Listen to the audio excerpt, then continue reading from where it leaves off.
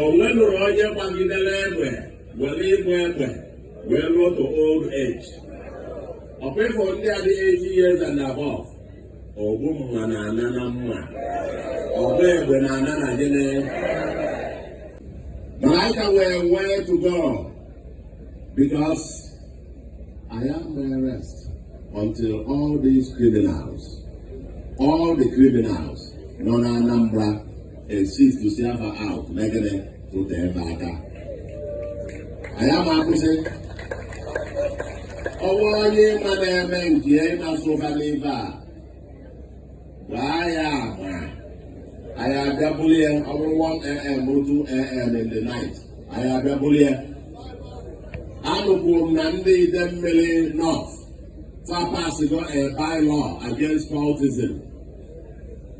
Because Idemmili North bụ one of the centers of cultism. Ndị ogidi ụlọ na-anụbụ ife na-ekwu ya. And they can Idemmili North 3 communities. Come on, no, give it, madam, we are close to where they 3 communities came on calendar called Idemmili. And they don't know. So no fully that. What are you even there? Because of it, because of Rumpo. But they are better, San and Oka, they are both headquarters. I know when the youth say in the neighbor, all they were called in on the airport and do area. When Roger Bagidele will leave will go to old age. Okay, for the 80 years and above. Woman and Anama.